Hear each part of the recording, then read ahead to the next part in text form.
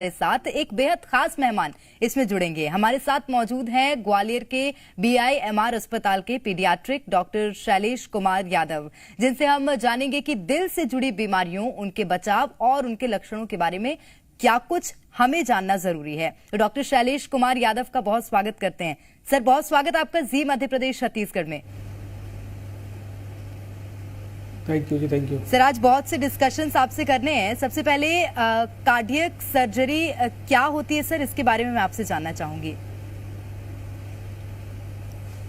पहले तो मैं जी मीडिया और BIMR हॉस्पिटल के मैनेजमेंट को धन्यवाद करना चाहता हूं कि आज उन्होंने मुझे यहाँ मौका दिया है बोलने का।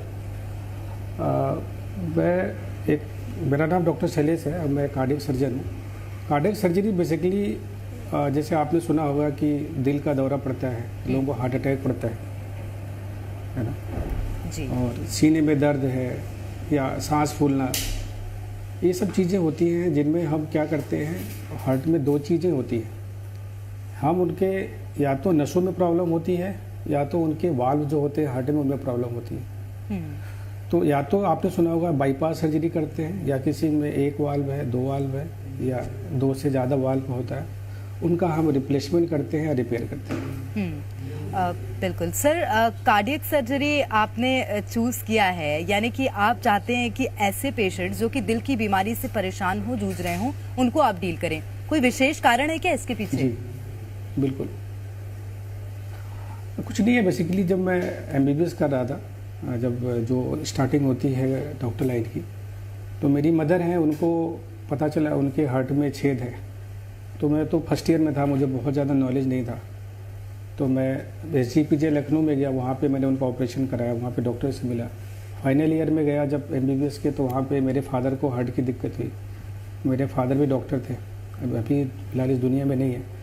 तो उनका ये था कि मैं एक कार्डियक सर्जन बनूँ, क्योंकि कार्डियक सर्जरी के पेशेंट बहुत ज़्यादा थे, बड़ी सर्जरी होती है, लोग बहुत परेशान होते थे।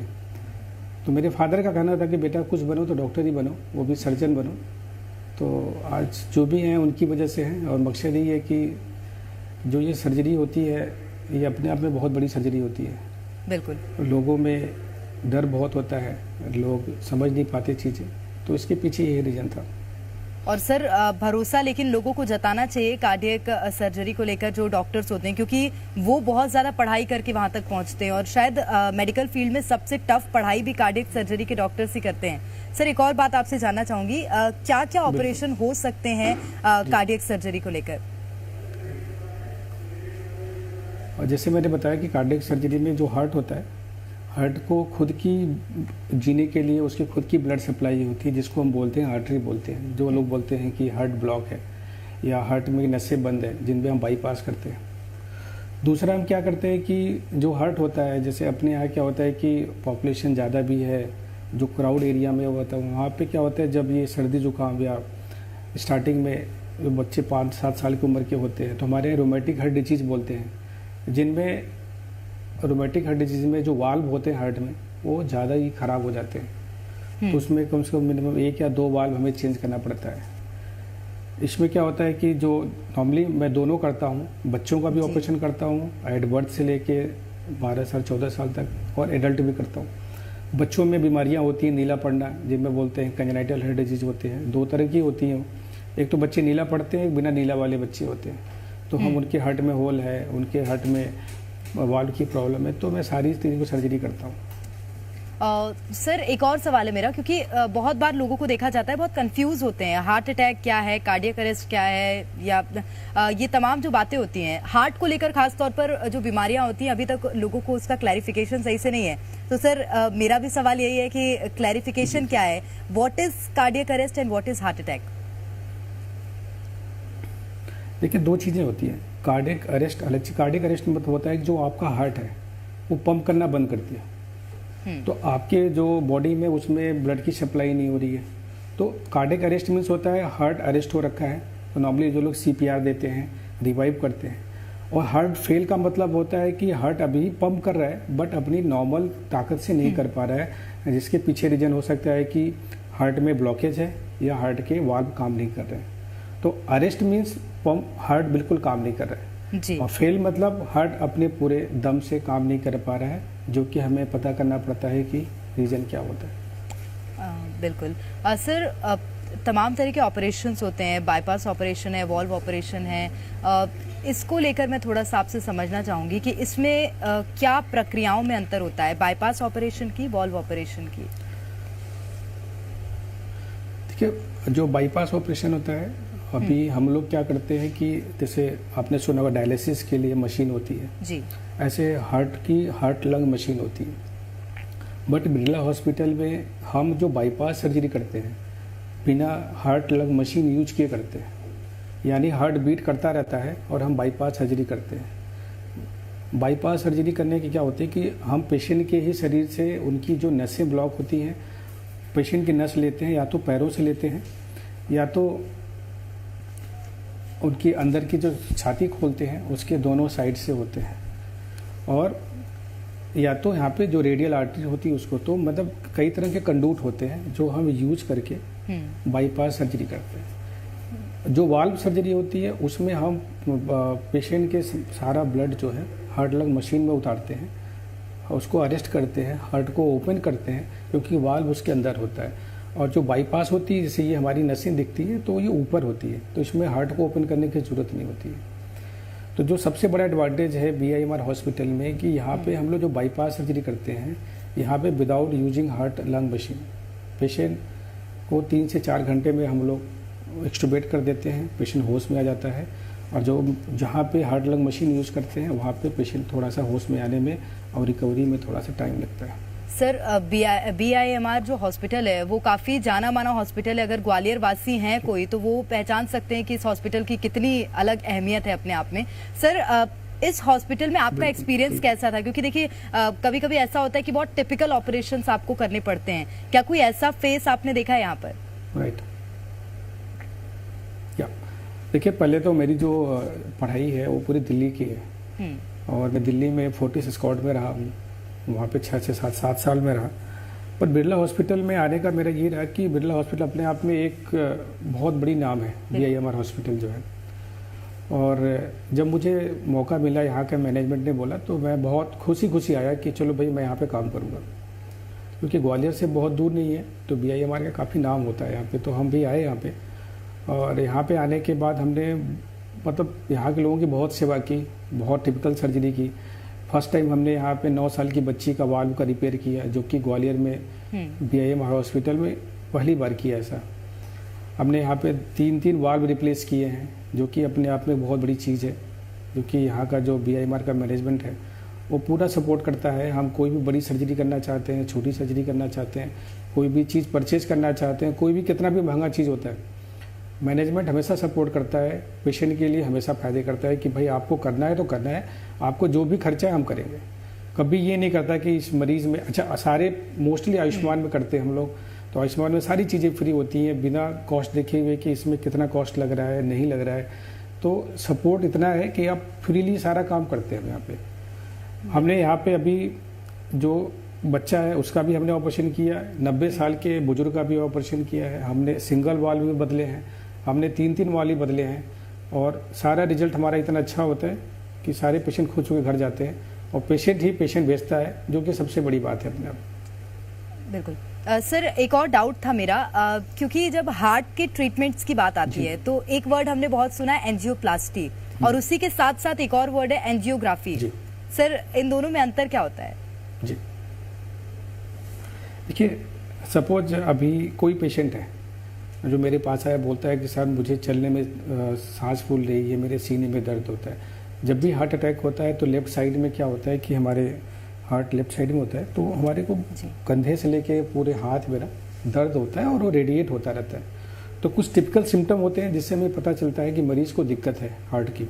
हम उसका ECG कराते हैं और कुछ टेस्ट करवाते हैं, तो अब हमें पता है कि इस पेशेंट को हार्ट अटैक हुआ है। अब क्योंकि हार्ट में 3 आर्टरी होती हैं, ब्लॉकेज कितना है, सीवियर है, कुछ करना है कि नहीं करना है, इसके लिए हम एंजियोग्राफी करते हैं। एंजियोग्राफी 2 तरीके से होती है, यहाँ की हाथ की नसों से होती है, पैर की नसों से होती है, लेकिन BIMR हॉस्पिटल में मोस्टली हम हाथ से करते हैं, जो कि अपने आप में बहुत बड़ी चीज़ है। इसमें दर्द भी कम होता है और पेशेंट जल्दी से डिस्चार्ज हो जाता है। तो एंजियोग्राफी करके हमें ये मालूम पड़ता है कि कितनी नसें बंद हैं। अच्छा, नसें बंद हैं तो हम उनमें एंजियोप्लास्टी या छल्ले, आपने सुना होगा कि छल्ले से खुल सकता है, नहीं खुल सकता, क्योंकि ऑपरेशन तो उसके बाद की डिसीजन होती है, क्योंकि सारे पेशेंट या कोई भी होता है डर लगता है कि भाई इतना बड़ा ऑपरेशन है, कराएं कि नहीं कराएं। तो अगर ब्लॉकेज ऐसा है जिसमें हमें लगता है कि छल्ले से खुल नहीं पाएगा, जिसको हम एंजियोप्लास्टी बोलते हैं, फिर उसके बाद हम सर्जरी का प्लान करते हैं। पेशेंट को समझाते हैं कि भाई आपके लिए फ़ायदे ये है कि आपके तीनों आर्टरी बंद है या 2 आर्टरी बंद है, जिनमें हम बाईपास करेंगे तो आपको ज़्यादा फायदा होगा। तो एंजियोग्राफी आपका एक टेस्ट होता है जिससे पता चलता है कि कितनी ब्लॉकेज है। एंजियोप्लास्टी होती है जिसपे हम छल्ले के द्वारा उस ब्लॉकेज को खोलते हैं, और बाईपास सर्जरी होती है जिसमें हम नए नसें लगाते हैं। जैसे सिंपल से एग्जांपल है, एक रोड है, उसके ऊपर से फ्लाईओवर बना हुआ है, तो फ्लाईओवर हमारी बाईपास होती है और पेशेंट का वो रोड जो है वो भी चलता रहता है और फ्लाईओवर भी चलता रहता है। ओके सर, क्योंकि हार्ट बहुत डेलिकेट ऑर्गन होता है हमारे शरीर का, उससे डील करना अपने आप में एक बहुत बड़ा चैलेंज भी होता है। BIMR हॉस्पिटल कैसे अलग है दूसरे आम हॉस्पिटल से? वहां पर क्या स्पेशल ट्रीटमेंट हार्ट पेशेंट्स को दिया जाता है? देखिए, बेसिकली क्या है, BIMR हॉस्पिटल में जो सबसे बड़ी चीज़ है कि ड्यूरिंग सर्जरी आपको क्या सपोर्ट चाहिए, चाहे वो आपके इंस्ट्रूमेंट हो, चाहे आपका, कभी कभी क्या होता है कि जिस पेशेंट का हम लोग बाईपास सर्जरी करते हैं उसके हार्ट काफ़ी कमज़ोर होते हैं, हार्ट अटैक पड़ता है तो हार्ट नॉर्मल से आधा या उसका भी 1/4 रहता है। उसके लिए एक मशीन होती है जिसको हम बोलते हैं इंट्रा एओर्टिक बलून पंप, जो कि ईजिली अवेलेबल है हमारे साइट पे, हमारे हॉस्पिटल में। तो वो काफ़ी कॉस्टली होता है और हॉस्पिटल इसे फ्री ऑफ कॉस्ट हमें देता है पेशेंट में लगाने के लिए। तो जो भी हमें ड्यूरिंग सर्जरी हमें चाहिए पेशेंट के हित के लिए, पेशेंट को बचाने के लिए, तो सारा सपोर्ट सिस्टम यहाँ पे है। हमारे पास बेहतर से बेहतर क्रिटिकल केयर ICU है, हमारे पास सारे डिपार्टमेंट है, चाहे वो न्यूरो हो, चाहे वो किडनी का डॉक्टर हो, चाहे वो मेडिसिन का डॉक्टर हो, जो भी है, यानी एक मल्टी स्पेशल हॉस्पिटल है BIMR। सपोज हमें किसी पेशेंट को ऑपरेशन करना है और उसका किडनी खराब है, तो हमें क्या है कि पहले तो उसे किडनी ठीक करनी पड़ेगी, उसके लिए हमें किडनी के डॉक्टर को इन्वॉल्व करना पड़ता है। उसके लंग्स खराब हैं तो लंग के डॉक्टर को इन्वॉल्व करना पड़ता है। कभी कभी बहुत ज़्यादा इन्फेक्शन है, उसको क्रिटिकल केयर यूनिट में रखना पड़ता है, जहाँ पे हमारे पास बड़े अच्छे डॉक्टर हैं जो उनकी अच्छे से देखभाल करते हैं, पेशेंट को फिट करते हैं, फिर हम सर्जरी के लिए लेते हैं। वो पोस्ट ऑप में हमारे पास अच्छे डॉक्टर हैं जो पोस्ट ऑप के लिए पेशेंट को देखते हैं। हमारा इन्फेक्शन कंट्रोल रेट काफ़ी कम है यहाँ पे। इन्फेक्शन की चीज़ें जो होती हैं पेशेंट को होती हैं वो बहुत कम होती है, क्योंकि मैनेजमेंट बहुत अच्छा है हमारा। ये बहुत अच्छी चीज़ है। और दर्शक जो इस वक्त जी मध्य प्रदेश छत्तीसगढ़ देख रहे हैं, क्यों BIMR अस्पताल अलग है ये डॉक्टर ने जिक्र किया है, और अगर कोई समस्या हो हार्ट की तो आप डॉक्टर से बिल्कुल कंसल्ट कर सकते हैं। सर, एक और सवाल है मेरा, माइनर अटैक या साइलेंट अटैक हम बहुत बार सुनते हैं, लोगों को आता है, कार्डियक अरेस्ट लोग कहते हैं, कभी कभी ऐसा होता है कि नींद में आ जाता है। सर, क्या इससे पहले लोगों को सिम्टम्स मिलते हैं? क्या बॉडी ऐसे सिम्टम्स देती है कि हार्ट में कोई प्रॉब्लम हो रही है, लोग उसको समझ नहीं पा रहे हो शायद और उसको इग्नोर करते हो और ऐसा खामियाजा भुगतना पड़ रहा हो? बिल्कुल। देखिए, क्या है कि नॉर्मली क्या होता था, पहले जो हार्ट अटैक होते हैं वो 60+ होते थे, 60 साल के बाद वालों को ज़्यादा होते थे, क्योंकि उसमें क्या होता है कि उम्र के साथ क्या होती है कि भाई जो आर्टरी होती है पुरानी होती है, उसमें कैल्शियम और हार्ट अटैक के चांस होते हैं। लेकिन आजकल के टाइम में क्या है कि लोगों का जो खान पान है, जो स्टाइल है, लाइफ स्टाइल है, लोगों में इतनी टेंशन है, छोटे उम्र में लोग सोचते हैं कि जल्दी से हम बहुत आगे बढ़ जाएं। लोगों का टाइम से सोना न सोना, टाइम से न उठना, नॉर्मली अपने ब्रेकफास्ट न करना टाइम से, तो जो अपनी डेली रूटीन है वो इतना ख़राब हो रखा है कि आपने सुना होगा आजकल के टाइम में बहुत लोगों के कम एज में भी हार्ट अटैक हो जाता है। जैसे आपने 2-3 अभी एक्टर को सुना होगा कि वो जिम में गए थे, जो भी हैं, जैसे डॉक्टर अभी राजू श्रीवास्तव जी जो हैं, उनको भी अभी जिम में गए थे, ट्रेनिंग कर रहे थे, अपना कुछ कर रहे थे, उनको भी हार्ट अटैक पड़ा था। तो जो रीज़न होता है कि आजकल की जो लाइफ स्टाइल है काफ़ी ख़राब हो रखी है। और जो आपने क्वेश्चन पूछा कि जो लोगों को साइलेंट अटैक होता है, तो जैसे अगर किसी को अनकंट्रोल डायबिटीज़ है, ब्लड प्रेशर है, तो डायबिटीज़ में क्या होता है, डायबिटिक न्यूरोपैथी होती है। तो जो नर्व होती है, जो सेंसेशन हमें बताती है कि हमें दर्द का होता है, तो डायबिटीज़ में वो नर्व काम नहीं करती हैं, जिसकी वजह से हमें दर्द का पता नहीं चलता। लेकिन ऐसा बिल्कुल नहीं है, अगर किसी को दर्द नहीं होता तो उसको सांस में दिक्कत होती है, उसको घबराहट होती होगी, उसको पसीना होता होगा, कुछ ना कुछ ऐसे सिम्टम होते हैं। मेनली सिम्टम होता है भाई कि आपको सीने में दर्द हुआ और आपको पता चला है भाई ये भारीपन क्यों हो रहा है, आप गए लेकिन जिनमें ऐसे सिम्टम नहीं होते, उनमें घबराहट, सांस फूलना, पसीना होना, कमजोरी लगना, ऐसे में अपना रूटीन चेकअप कराना चाहिए। और मेरी एडवाइस तो यही है आपके माध्यम से कि एक 40 साल की उम्र के बाद आपको सबको अपना रूटीन चेकअप कराना चाहिए। एटलीस्ट पता करें कि आपके शरीर में ऐसी कोई दिक्कतें नहीं है जिससे आपको आगे कोई खतरा हो सकता है। उसमें सिंपल है आपका ब्लड प्रेशर, शुगर और मॉर्निंग वॉक, ये सब कुछ चीज़ें, और डेली रूटीन अपना अच्छा रखना चाहिए। टाइम से सोना चाहिए, टाइम से उठना चाहिए, तभी आपकी लाइफ अच्छी होगी और आप स्वस्थ रहेंगे। बिल्कुल, तो ये जो भी दर्शक देख रहे हैं, ये बहुत बड़ी सलाह डॉक्टर की ओर से कि अपना रूटीन चेकअप जरूर कराएं, और एक पर्टिकुलर एज ग्रुप के बाद तो कराना बहुत कंपलसरी हो जाता है, क्योंकि हमारे शरीर में कई तरह के बदलाव आते हैं, जिन बदलावों से निपटने के लिए ये बहुत बेहतर होगा कि हम हेल्थ चेकअप कराते रहें। सर, एक और सवाल, कोलेस्ट्रॉल एक बहुत बड़ी समस्या बनकर हार्ट के लिए उभरा है। कोलेस्ट्रॉल को कैसे कंट्रोल किया जाए, और हार्ट में अगर कोलेस्ट्रॉल बढ़ता है शरीर में हमारे, तो उसका प्रभाव कैसे हार्ट में पड़ता है? बेसिकली क्या है, जो हार्ट अटैक होता है, जो आपकी हार्ट की आर्टरी होती है, कोलेस्ट्रॉल उसमें डिपॉजिट होता है और वही ब्लॉकेज करता है जी। तो जो सबसे ज़्यादा दिक्कत होती है आपके कोलेस्ट्रॉल से होती है आपके हार्ट की ब्लॉकेज में। तो नॉर्मली क्या होता है, जो अपना खान पीन, बेसिकली ओल्ड एज में तो चीज़ें बढ़ेंगी, लेकिन आपको अगर आप टाइमली, जैसे आप अभी यंग हैं, बाहर के खाना खाते हैं आप, आजकल लोग फास्ट फूड बहुत ज़्यादा इस्तेमाल करते हैं। अच्छा, आजकल अपने यार क्या है कि लोग टाइम से उठते नहीं हैं, रात में लेट से होते हैं, सुबह 10 बजे उठते हैं, ब्रेकफास्ट किया नहीं, फटाफट गाड़ी उठाया, जो भी किया, अपने ड्यूटी चले जाते हैं।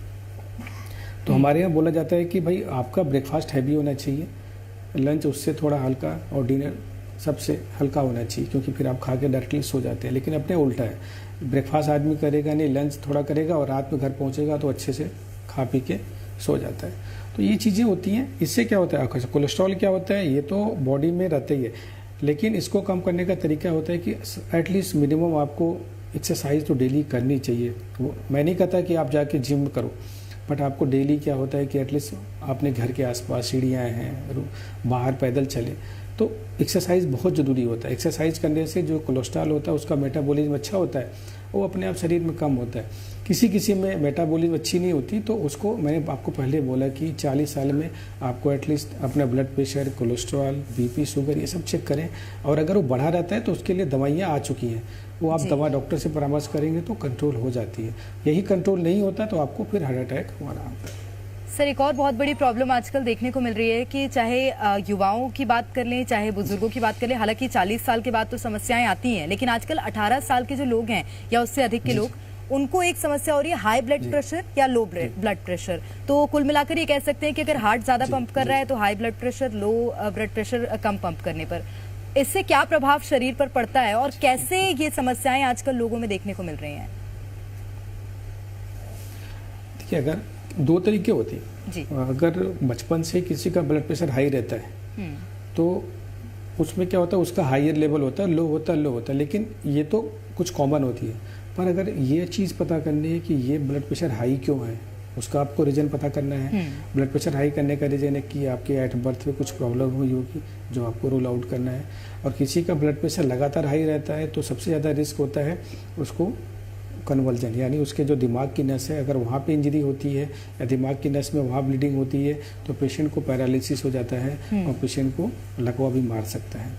ब्लड प्रेशर लो रहता है तो किसी का ट्रेंड होता है, लोअर साइड ब्लड प्रेशर रहता है, लेकिन वो कंफर्टेबल होता है, फिर भी हमें रूल आउट कर लेना चाहिए क्या रीज़न है। आपकी हार्ट की ब्लॉक में कोई छेद तो नहीं है, आपके हार्ट में आपके हार्ट के वाल्व अच्छे से काम कर रहे हैं, आपका खाना पीना तो अच्छा है। अगर ब्लड प्रेशर कम है तो आपके क्या होता है कि अगर ब्लड में ब्रेन की सप्लाई नहीं होगी ब्लड की तो आपको चक्कर आएंगे, आपको दिक्कतें होंगी, तो बहुत सारी समस्या होती है। तो रीज़न ये होता है कि जो भी दिक्कतें हैं आपको टाइमली हॉस्पिटल जाना चाहिए, आपके नियर बाई हॉस्पिटल में जाएँ, ये चीज़ों को रूल आउट करें कि ऐसा क्यों होता है, क्योंकि ये चीज़ें आपको आगे जाकर दिक्कत पैदा करेंगी।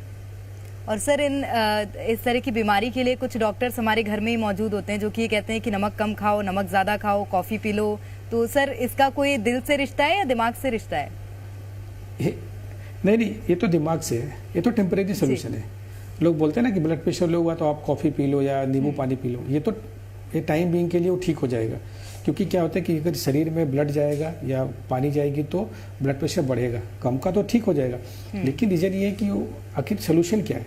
सिंपल सी बात है, आपको बुखार आता है, हम पैरासीटामोल खा लेते हैं, कालपाल खा लेते हैं, लेकिन हम ये तो पता करते हैं ना कि भाई आपको डेंगू है, मलेरिया है, टाइफाइड है, तो वही चीज़ होता है। तो इससे हम जो पैरास्टामोल खाते हैं बिल्कुल आपके उस जैसा है कि भाई आपने टाइम बीइंग के लिए काम किया, आपका काम हो गया, लेकिन ये पता करें क्योंकि आगे जाके आपके लिए खतरा होगा।